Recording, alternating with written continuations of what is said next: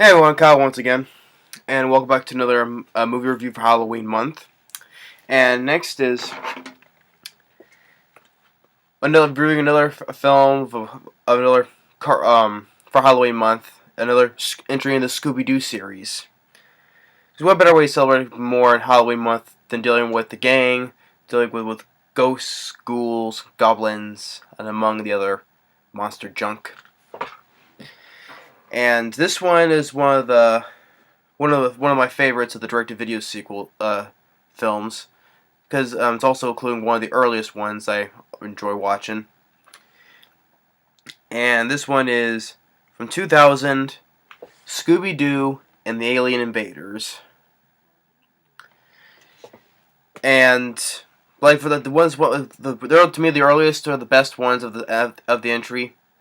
Was started from Scooby-Doo and Zombie Island, going up till we got Scooby-Doo and the Witch's Ghost, then you got this one and Scooby-Doo and the Cyber Chase. Those to me were my favorite ones I watched growing up. Had them all on old VHS.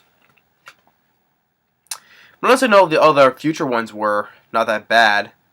This is the first four I just prefer were the best ones of the series. But this one, Scooby-Doo and the Alien Invaders.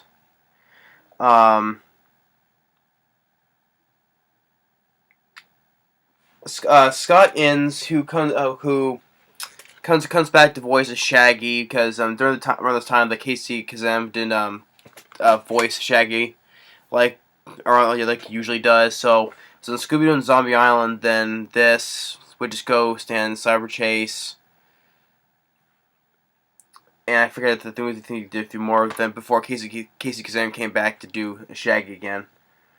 But he also did voice Scooby-Doo as well, instead of like Frank Welker usually does. But which he does a good job, but does doing both the same ones. And Mary Kay Bergman as Daphne, which is one of the last things that she did before she passed away back in 1999. B.J. Ward comes back as Velma from the previous ones. Frank Welker once again as Fred Jones. And other supporting cast voices, you have Jennifer Hale, and you got Mark Hamill voicing, which was nice to hear his voice, Mark Hamill. Kevin Michael Richardson, who I know does many voice roles, but I'm mostly familiar with the voice Gantu in the Lilo and Stitch, as well as the movie and as well as the series. I think he also voiced what's his name in the Kung Fu Panda Legends of Austin. He was that one.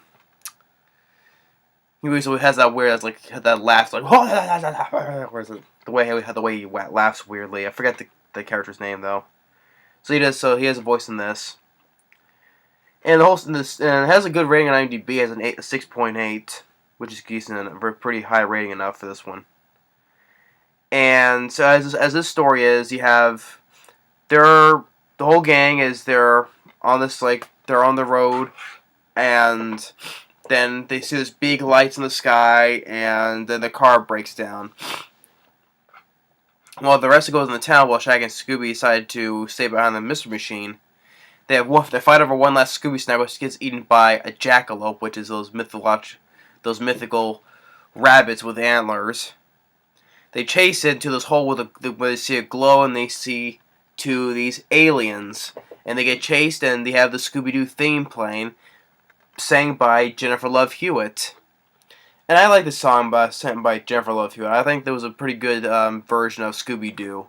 Scooby-Dooby-Doo, where are you? And then Jennifer Love Hewitt does a good job of doing the theme for Scooby-Doo. Really good. And they say they got chased by aliens. Then there's a local there by the name of Lester who says he has been abducted by aliens. Tells him the story. And they go to his place. And Scooby and Shaggy, they sleep on the roof. And of course, this is when they get abducted by the aliens. They get tested and do a little chase, but then they wake up in the middle of the desert. And that's when they woke up where they meet.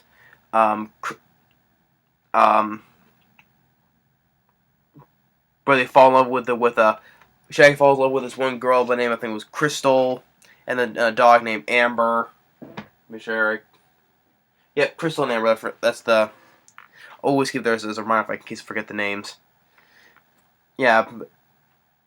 So Scooby and Shaggy, they fall in love, and like Shaggy tries to do an impression, when they get back into town, like tucks his shirt and combs his hair, which, Liv Velma says like, you have your shirt combed, you have your shirt tucked in.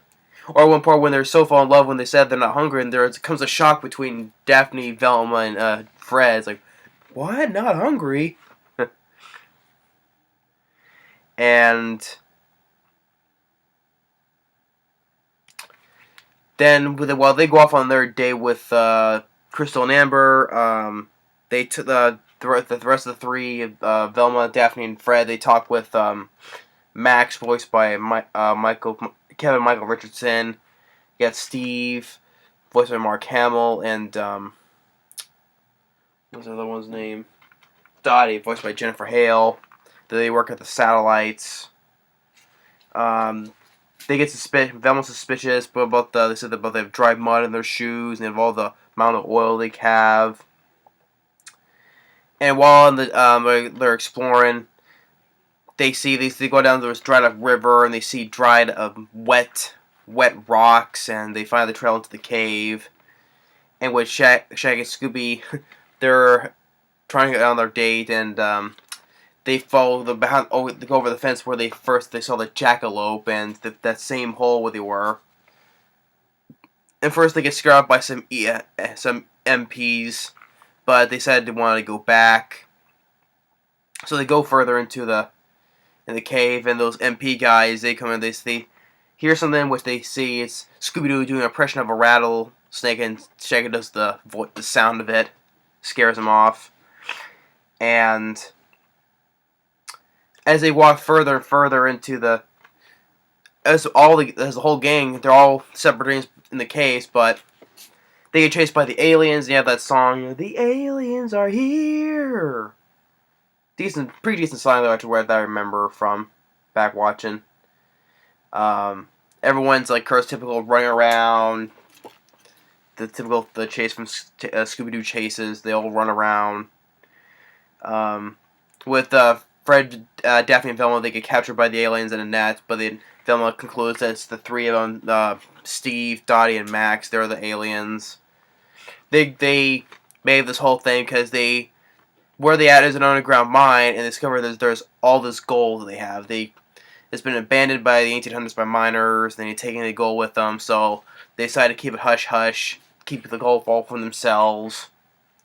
And the fake MPs are are in on them as well. And the MPs they corner Shaggy, Scooby, Crystal, and Amber into a cliff. Now with Shaggy and Scooby, they're all trying to act tough, try to protect the girls, but behind their backs, Crystal and Amber, they have their necklaces that are peace signs because Crystal's dressed like the hippie style look. They use their peace signs to transform because they're really aliens. They scare them off, and they're "Oh, you were so brave," when they're back to their human forms. But then when they see them again, where they meet where the rest have been captured, because they're gonna dump them in the hole, so they don't need any like witnesses or anything. Scooby and Shaggy, they try to do the same thing with the MPs again, but they know that they're all talking, so they try to hurt them, forcing them to change in Crystal and Amber to force them to change in their alien form. And Steve and Diane says, wait, the plan is like, if we capture the aliens, it'll be worth more than this gold. So they try to capture them, and Max and those MPs get like Amber wraps this iron rail around them, so they're all wrapped together. But then Steve has like this big boulders with a claw to it to try to capture them. And so Shaggy and Scooby won't do anything to help them because how they are too afraid. But they eventually do. They step up and they help them. They destroy that bulldozer, and when they realize they're the aliens. And they, one leads to another, they capture them. Excuse me. And they go back to their farm and explain that they are government agents, what they explained earlier, but they're from another world. And how they got their messages from years ago, which I thought was a fun thing. They mentioned all years ago back on television, and they say, oh, and Velma's saying, so you saw that I got the transmission back from the '60s. So that's why he wore like the hippie clothes look. And they look at Shaggy and Scooby, and they're like, why? And Shaggy says, why ruin a classic? Hence, why? Because the Scooby-Doo show, the original Scooby-Doo show, was aired back in the '60s. So I thought that was a cool poke fun of the old show. So I thought it was a cool thing to it. But the mothership comes to pick them up. So they have to say goodbye to each other, which I thought was a good emotional thing, because it's for Shaggy and Scooby, and because they wherever the time they actually fell in love with someone, it happened to be aliens. So it was I thought it was a good emotional scene for me though, for Shaggy and Scooby, and as they say goodbye, they go back to once again their alien forms and do this, and then they get picked up in the mothership and they go off. And they just look up, and while everyone gets arrested, and then the mystery machine gets fixed up, which the mechanic they suspected had something, but he was in the desert just picking up flowers for his collection. And they say they still feel bad for Shaggy and Scooby, but they bring them out of the depression when Velma shows them a box of Scooby snacks. Typical them. And then they drive off into their next adventure.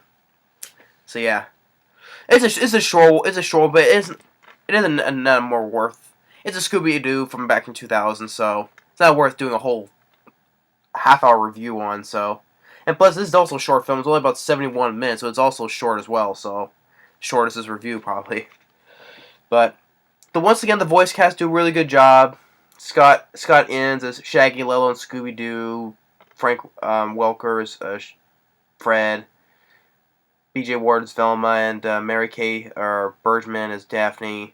Mark Hamill was nice to hear his voice as well. He did a good job. Same with the other two, Jennifer Hale, Kevin Michael Richardson. The animation the animation for all the previous ones were all the previous direct-to-video films. They're all good. Once again, good animation. Definitely fast-paced. It's only 71 minutes. The theme for the Scooby-Doo theme by Jennifer Love Hewitt, I enjoy. And that other song that when they get G and chasing the K's, the aliens are here. I like that song too. And yeah, it's another classic, fun Scooby-Doo direct-to-video film. So yeah. So another just a short but sweet video, especially for air on today, because today's Friday the 13th. Perfect way for on Halloween month for something like a Scooby-Doo themed film. So happy Friday the 13th. And that's my review for Scooby-Doo and the Alien Invaders. Another good one to review on Halloween with a good old Scooby-Doo film as well. Besides Goosebumps. But anyway, thanks for watching, and stay tuned on the next movie review. And once again, happy Friday the 13th. And we'll see you on the next movie review. Later.